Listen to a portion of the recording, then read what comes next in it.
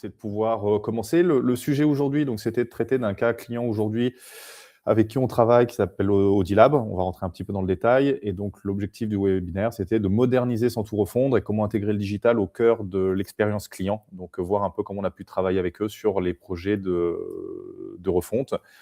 Pour me présenter, succinctement, donc, moi je viens du SAUJ, après un parcours à l'international, j'ai fait, 15 ans d'entrepreneuriat. J'ai créé plusieurs, startups, ce qui m'a amené à cofonder donc le Forgers, qui est un product studio et on crée aujourd'hui des produits digitaux sur mesure pour les PME, les ETI et les grands groupes. Donc, aujourd'hui, on a un certain nombre de références, que ce soit dans le BTP, dans, les PropTech, dans la, mutuelle, assurance, dans les RH, enfin voilà. Aujourd'hui, on est domaine agnostique, donc on fait aussi bien du SaaS, des plateformes, on travaille sur des web apps, du desktop, et autres. Pourquoi je vous présente ça aujourd'hui? Parce que c'est vraiment pour vous montrer un peu la façon de travailler qu'on a eue et qu'on a avec nos clients. C'est que notre approche, c'est de toujours travailler en 4 phases.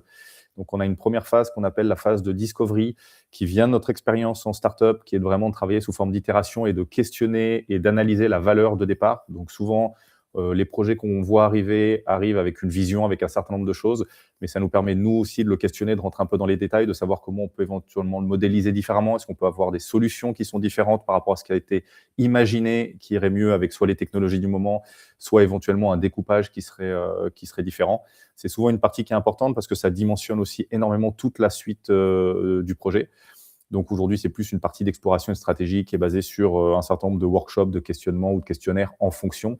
Et on a aussi une partie suivant les gros projets comme là, Audilab ou avec, NGE, où on prend le temps aussi d'interroger les personnes sur le terrain. On va y revenir juste après, puisqu'une des grandes parties de notre focus aujourd'hui, c'est de favoriser l'adoption, puisque pour qu'un projet digital, réussisse, et un projet d'innovation, on va dire au sens large, c'est surtout quand on a bien travaillé l'adoption au début du projet, pour être sûr qu'effectivement il sera utilisé à la fin. Une fois qu'on a bien analysé la valeur, on passe à la partie product design, donc on se conçoit la valeur.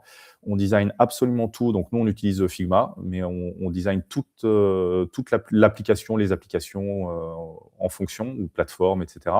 Ce qui permet d'avoir tous le même niveau d'information et notamment de pouvoir intégrer dans les projets toutes les personnes qui ne sont pas forcément tech à la base et qui n'ont pas une vision simplement d'un projet cahier des charges techniques ou fonctionnel. Et donc, de pouvoir décider d'un certain nombre de fonctionnalités, de bien comprendre les interactions, de bien comprendre les flux et les processus. Et donc, c'est là où ça nous permet vraiment d'être tous raccords avant de pouvoir lancer la phase 3.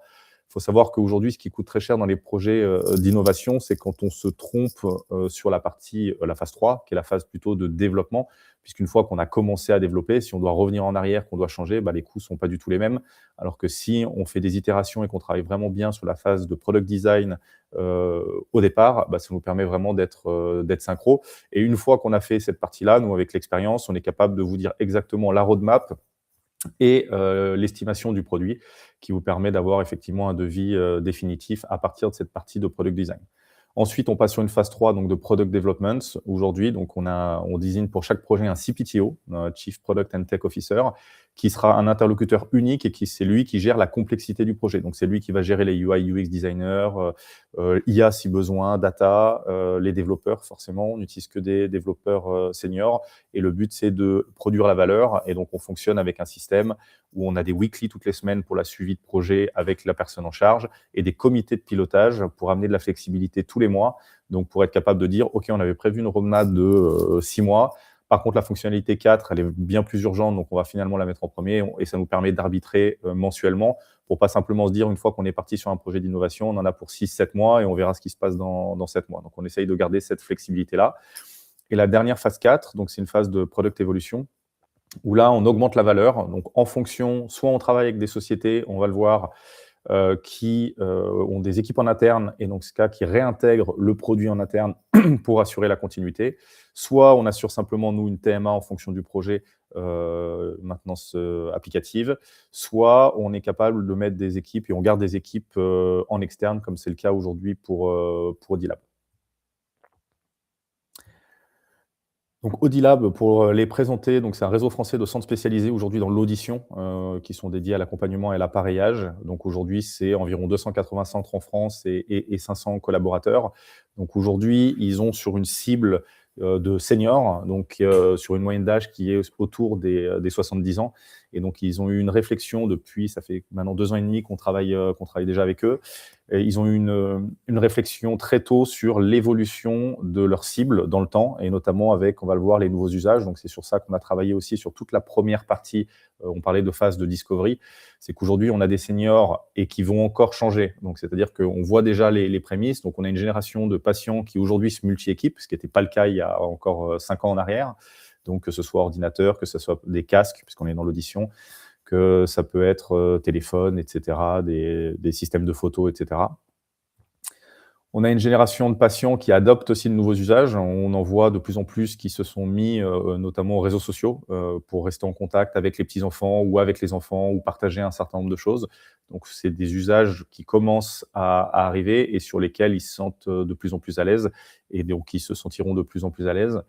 Et enfin, on a une génération qui souhaite du digital, mais pas au détriment de l'humain. Donc, c'était important dans cette phase de discovery de dire qu'on n'est pas sur cette typologie de cible. On n'est pas, en tout cas dans l'immédiat et dans les 10-15 prochaines années, on ne sera jamais, comme ça peut l'être dans certains secteurs, sur une solution qui sera 100% digitale. Donc, il fallait vraiment travailler au fait de dire on doit digitaliser certains processus, mais on ne peut pas digitaliser l'ensemble des processus, puisqu'il faut qu'on garde cette typologie qui a fait le succès aussi d'Audilab. Donc, comment on travaille et comment on a travaillé avec eux? Je vous l'ai dit au départ, en préambule, c'est que l'adoption, c'est l'élément clé chez nous. Donc, on va vraiment partir du métier, de constater le métier, de savoir à qui l'application va s'adresser. Aujourd'hui, c'est pour les patients, les audioprothésistes et les assistants, alors que le projet d'innovation émane du siège et de la direction. Donc, il fallait vraiment s'assurer, en fonction du cahier des charges qu'on a eu au départ et enfin de l'idée qu'ils avaient, d'aller vraiment travailler avec eux sur le terrain pour être capable d'avoir un certain nombre de retours et de bien comprendre si ce qui avait été décidé au niveau de la direction était bien un certain nombre de choses qui étaient attendues et qui étaient aussi applicables avec les réalités du terrain. Aujourd'hui, le constat métier qui était partagé, c'était qu'il y avait un besoin d'optimiser la qualité et surtout la durée des rendez-vous dans les centres audio pour améliorer l'expérience patient. Aujourd'hui, on va le voir, c'était quelque chose qui est très, très long et qui fait que les rendez-vous sont très longs et que du coup, comme vous êtes limité dans le temps, dans la journée, par le nombre de rendez-vous que vous êtes capable d'avoir, le but était de savoir comment on peut minimiser les temps morts dans cette partie du rendez-vous pour être capable ensuite de faire plus de rendez-vous et de passer plus de temps avec ses patients. Le choix du digital s'est quand même imposé aujourd'hui, et notamment, on va le voir sur la partie automatisation de l'anamnèse. Donc l'anamnèse, c'est un questionnaire que vous avez sûrement déjà rencontré quand vous allez voir un médecin ou plus ou moins un spécialiste. C'est entre 40 et 80 questions qui permettent au médecin, en tout cas, de faire votre historique et de savoir sur quoi se concentrer. Donc, les conséquences attendues, ça aussi, c'est quelque chose qu'on fait dès le départ, c'est d'être capable de définir des objectifs qui sont clairs, qu'on va voir. On espérait 20 minutes gagnées par rendez-vous et plus de temps d'échange avec le patient, donc pour fluidifier notamment l'accueil en magasin, en centre. Donc, quand on a défini avec eux les objectifs, donc on l'a défini, on a fait un mix entre ce qui étaient les objectifs de la direction et les objectifs qu'on a eus en magasin, des assistants, assistantes, des patients et des audioprothésistes. Donc, tout le monde était d'accord sur le numéro 1, qui était une prise en charge optimale pour une anamnèse parfaite, qui aujourd'hui était vraiment le point de friction qui était le plus long et sur lequel tout le monde était d'accord pour dire qu'il y avait vraiment quelque chose qui pouvait être fait aujourd'hui, notamment grâce au digital.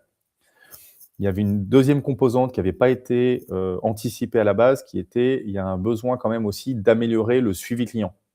Parce que la problématique qu'on a quand ils rentraient dans un centre, c'est qu'aujourd'hui, vous vous faites équiper en appareillage, on vous met un appareil, on vous met les piles, on vous explique, on l'essaye, etc. Sauf qu'après, vous repartez chez vous. Et après, vous avez un rendez-vous de suivi qui peut être à 1 an, 1 an et demi, 2 ans, etc. Puis si vous n'avez pas de problème, vous restez comme ça. Sauf que l'audioprothésiste ne peut pas savoir si vous avez des problèmes à l'avance. Vous êtes obligé de reprendre rendez-vous pour pouvoir revenir s'il y a quoi que ce soit entre-temps. Donc, le suivi client, patient, n'était clairement pas optimal. Donc, on l'a rajouté dans la roadmap des objectifs.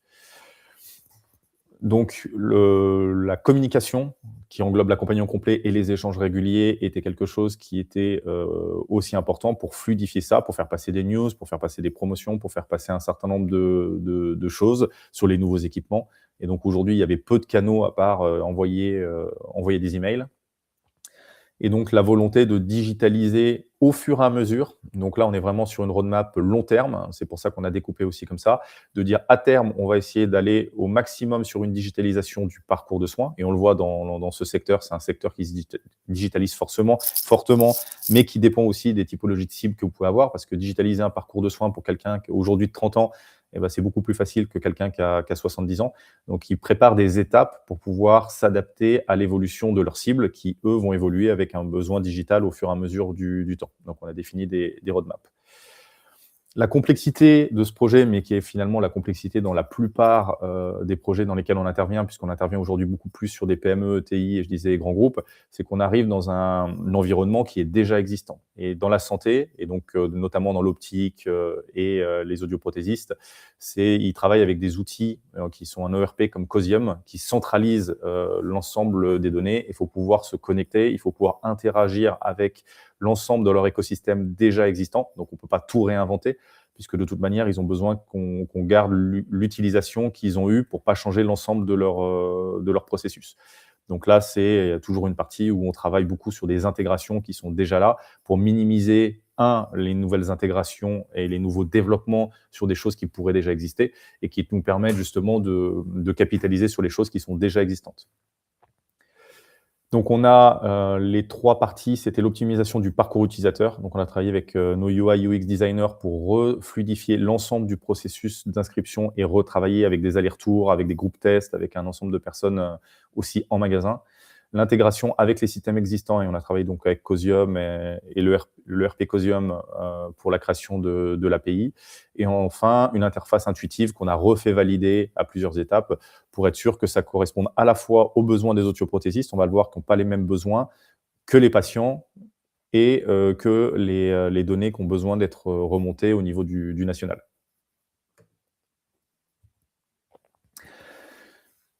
Vous vous doutez, malheureusement, je ne pourrais pas rentrer exactement dans le détail du produit qui est confidentiel, mais on a quand même quelques maquettes et je peux vous expliquer le fonctionnement. Donc, n'hésitez pas si vous avez des questions en particulier. Comment ça fonctionne aujourd'hui, le produit qu'on a créé? C'est que quand vous avez une personne et un patient qui arrivent dans le magasin, la première chose qui est faite, donc il est installé dans la salle d'attente et donc l'assistante lui remet une tablette, on est équipé d'iPad, sur lequel il va pouvoir remplir son anamnèse. Donc aujourd'hui, on a dit en fonction, c'est entre 40 et 80 questions. Donc on a vraiment digitalisé tout ce parcours. Vous voyez, là, on a une 38 questions sur ce cas-là et ça lui permet de passer d'une étape à une autre et toujours avec le soutien et la formation des assistants, des assistantes, puisqu'en fonction de l'âge, quand vous arrivez, vous êtes plus ou moins à l'aise aujourd'hui encore avec l'utilisation d'un iPad et du digital. Donc, pour certains cas de figure, on a encore besoin un petit peu d'accompagnement sur les participations. Une fois l'anamnèse qui est remplie, elle récupère la tablette. Elle est capable, l'assistante ou l'assistant, d'inviter le patient à s'installer en cabine, le temps qu'il s'installe, etc. Et dans le même temps, l'audioprothésiste, lui, a reçu toutes les informations sur son ordinateur via un back-office. Et sur ce back-office, on a fait le travail d'analyse en temps réel qui permet, en fait, en fonction des 40 questions que le patient a remplies, de déjà mettre en exergue l'ensemble des points sur lesquels il va devoir se concentrer pendant le rendez-vous. Donc, éviter ce qui a été fait avant, c'est-à-dire de faire un rendez-vous assez long où on allait tabler sur tous les sujets, poser des questions, revenir un peu sur certains points de détail pour trouver que le point de friction était juste ce petit point-là. Donc là, aujourd'hui, ça lui permet d'arriver et en moins de 5 minutes, il est capable d'avoir l'ensemble des informations liées à cette anamnèse qui lui donne déjà son compte-rendu et qui est capable de lui dire « Ok, dans le rendez-vous, il va falloir s'orienter sur telle ou telle chose et voici les paramètres qui peuvent être revérifiés. » Donc, on a mis une graduation pour qu'il puisse se rendre compte de la différence. Une fois qu'ils ont fini le rendez-vous, qu'ils ont pu l'équiper, etc., on a aussi créé dans l'écosystème une application, donc 7 sur 7, qui permet à la personne de repartir avec son application, on l'aide à l'installer en magasin, dans lequel il peut retrouver des documents concernant son appareillage, s'il a besoin de la... J'ai perdu le mot. De la notice, pardon, s'il a besoin des informations sur son audioprothésiste, s'il a besoin de le contacter, s'il a besoin de commander du matériel parce qu'il va avoir besoin de changer sa pile, etc. Et surtout, on a rajouté une fonctionnalité qui a été demandée, du coup, cette fois-ci, pareil, du terrain, un enregistreur audio qui va permettre aux personnes, quand ils sont dans des environnements où ils ont des gènes, de pouvoir enregistrer directement le son qui les gêne, pour pouvoir ensuite l'envoyer à l'audioprothésiste qui pourra lui l'analyser et pourra dire: «OK, c'est dans un quel contexte, il y a du bruit autour, c'est plutôt la voix, c'est plutôt au niveau d'un concert, c'est plutôt les aigus, c'est plus ceci, c'est plus cela». Mais au moins ça permet, plutôt que de simplement raconter ce qui se passe, au bout de 6 mois de rendez-vous, et bah, là d'avoir un stockage de tous les bruits, qui ont été problématiques pendant, les 15 jours, écoulés, et qui va permettre de mieux régler l'appareillage. Donc vous avez vu les solutions apportées aujourd'hui, elles ont été assez multiples, puisque le projet était assez complexe. Il a fallu apporter des solutions et un écosystème global, pas simplement un produit, pour pouvoir leur apporter, bah, une application mobile, une application tablette, un back-office pour l'audioprothésiste, et on a également un back-office que je ne vous ai pas montré ici, mais qui est au niveau de la direction, puisque je vous ai dit, il y a 280 centres et environ 500 audioprothésistes.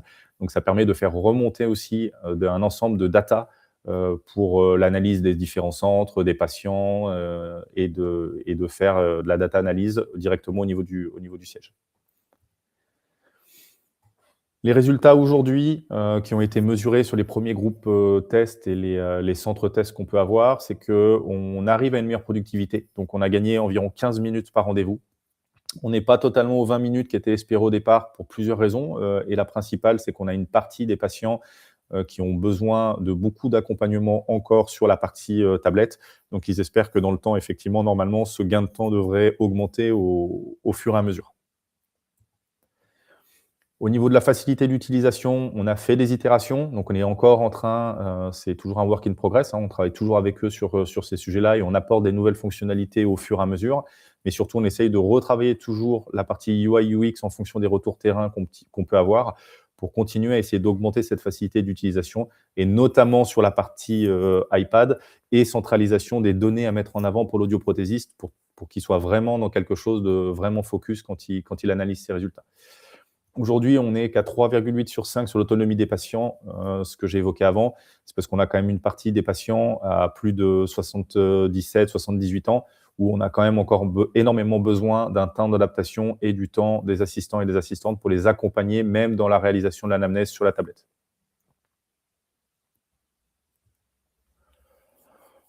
Le gros avantage quand même aujourd'hui qui sont encourageants sur la partie adoption, c'est qu'aujourd'hui, il y a 99 des patients qui acceptent de réaliser l'anamnèse déportée sur la tablette. Donc aujourd'hui, on sait que c'est vraiment simplement d'éduquer les patients au fur et à mesure sur l'utilisation de cet outil. Mais aujourd'hui, le fort taux d'adoption montre qu'effectivement, c'est bien accepté dans l'ensemble des centres qui ont été déployés. Aujourd'hui, je reviens juste sur cette partie. Donc comme je disais, on est quand même sur un découpage dans le futur. Donc on est sur vraiment des zones chaque année où on rajoute un certain nombre de fonctionnalités. On essaye d'aller un pas au fur et à mesure pour accompagner les nouveaux seniors qui arrivent avec des outils, et on est en train de faire un peu d'A/B testing pour savoir comment, en fonction de l'âge, on est capable aussi d'adapter les parcours pour avoir des parcours un peu différenciants en fonction de personnes qui sont vraiment très, très à l'aise avec le digital, et notamment dans le suivi et l'application mobile, pour fluidifier encore cette partie-là, avec les personnes qui ont plus de mal, pour avoir des applications qui sont un peu plus adaptées à la typologie forcément de clients.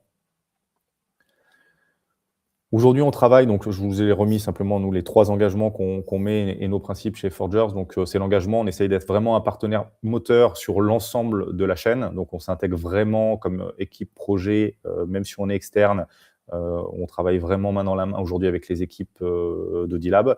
On a une adaptation qui se fait sur mesure, parce que tout ce qu'on fait aujourd'hui est adapté, non pas de nos process à nous, mais adapté, où on s'adapte aux process de notre client, parce qu'on n'a pas les mêmes process aujourd'hui chez un groupe NGE, chez un Mutualia dans les assurances et les mutuelles, ou Audilab dans la santé. Donc, on est vraiment obligé d'adapter nos process pour faciliter toujours plus la flexibilité au niveau de nos clients. Et quand on dit appropriation totale, donc on assure la pleine responsabilité du projet. C'est pour ça notamment qu'on fait très peu de reprises, alors que sous quelques cas de figure très précis, mais on ne fait pas de reprise de projet en cours. On part vraiment de projet de zéro. simplement parce qu'on sait ce que c'est aussi dans la partie logicielle, c'est qu'entre développeurs, souvent on a ce discours où c'est souvent la faute de l'autre, ça a été mal fait, c'est ceci, c'est cela. Au moins, quand on fait un projet de A à Z, il n'y a pas de cette problématique-là, on est responsable, on trouve des solutions et on avance. Donc voilà. Pour le reste, est-ce que vous avez éventuellement des questions?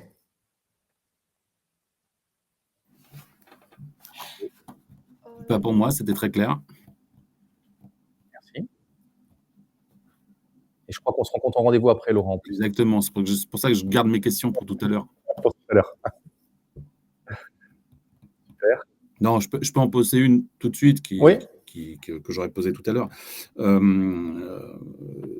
Moi, j'ai la chance d'avoir une force de frappe DSI qui me permet de à la fois travailler sur les architectures complexes et les applicatifs, mais qui n'ont pas de réactivité par rapport à des marchés où j'ai besoin de répondre en 3 jours aujourd'hui. Oui, Ce qui m'intéresserait, c'est tout à fait. je suppose que vous avez des cas d'usage tout prêts, évidemment, que vous adaptez en fonction du besoin de chaque client. Mais quels sont les grands cas d'usage je dis totalement au pif. Par exemple, il y a le WhatsApp des chantiers qui apparaît sur le monde des applicatifs. Voilà, c'est Tout ce à qui fait. nous intéresse aussi parfois, c'est tout simplement pas réinventer l'eau chaude, mais de dire, bah voilà, c'est une logistique. Moi, je suis dans la logistique. On a tous besoin en tant que client ou en tant qu'entreprise d'avoir un suivi de traçabilité des différentes étapes jusqu'à la signature et vraiment la preuve de livraison qui nous permettent d'avoir une contradiction entre une contestation ou une malversation. Quels sont les grands cas d'usage classiques que vous avez presque sur étagère?